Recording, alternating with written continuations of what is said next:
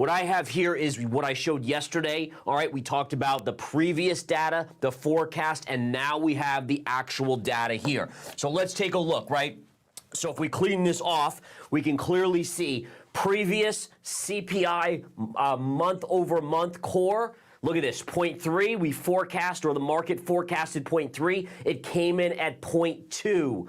Forecast for month over month CPI non-core was forecast at 0.1. It came in at 0, folks. No change in these goods. This basket of goods that, again, are factored into inflation, no change from last month. The markets loved it. Next, we look at year-over-year numbers. Expectations were 4.1%, came in at 4%.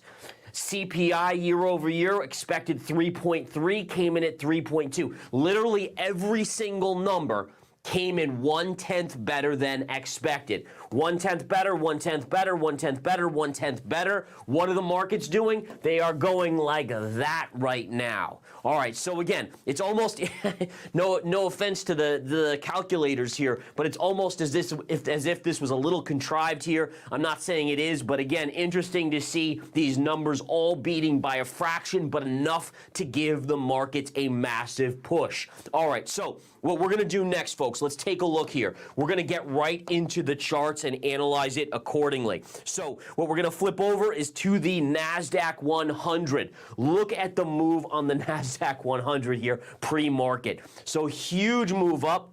Initially, yesterday, we basically closed on the markets around 377. We're trading up about $6 on the QQQ. That's a massive move, folks. You're talking close to 2% on the NASDAQ. And again, all the stocks are participating. The big cap, mega cap tech that have already run insane amounts. You have NVDA up, Microsoft up, Apple up, Amazon up, all of them across the board. Even Tesla is up this morning. All right, now what do you guys think?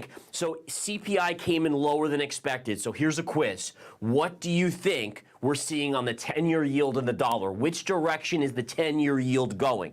Let's take a look. I hope you guys could guess on this one. We are seeing the 10-year yield collapsing to the downside, right? So essentially think about it like this.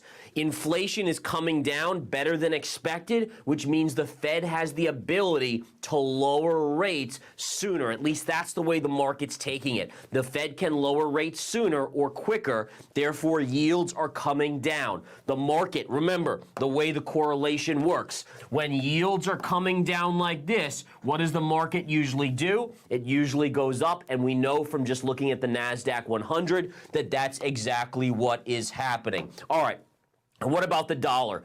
All right, with markets rallying, is there an inverse correlation with the dollar usually? So when the dollar goes down, markets go up, and the answer is yes. So we would assume the dollar on an intraday basis is going down, and look at that, folks. That is a big time drop. So again, as the dollar comes down, it also helps the equity markets go up, and that again is what we're seeing pre-market. Now, gold is up. Bitcoin getting a bounce, but again, we know that Bitcoin's trading more on kind of the spot ETF stuff, but gold is getting a big bounce. Silver's up big because when the dollar goes down, other commodities tend to go up. Remember, they're traded in terms of dollars, so weaker dollar, higher price in gold. Let's go to the Nasdaq 100.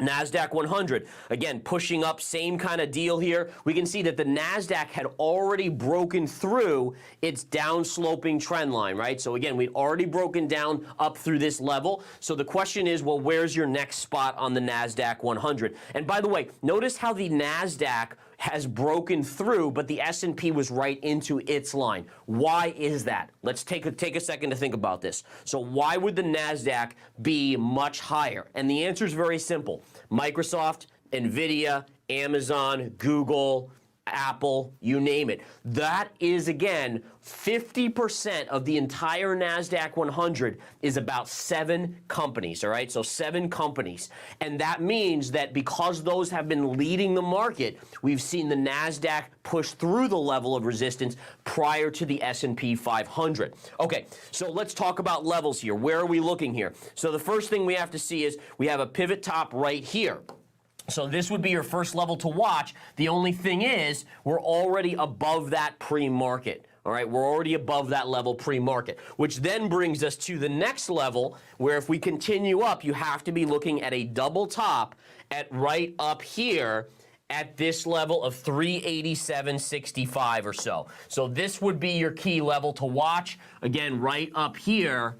And the key about this is, so 387.65, we'll call it right there is the double top. And bear with me, I want to just erase these lines. And if we go back to the intraday, we can see that we're trading at 383.74. So we're only about $3 away from that double top. Double tops are big. That should be a place where the market could run into resistance. What I'm curious about is, do we get there today?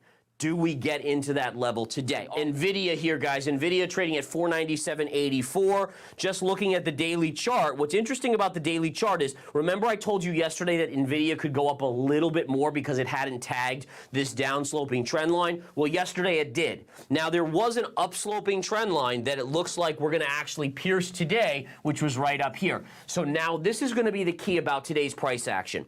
I want to follow NVIDIA, and I want to find out, where does it close today? Does it close above this white line at like 494, 493? Or does it trade a little bit differently than that and get above that level? So again, NVIDIA, incredible move up. $390 low. It's now near $500 right up here.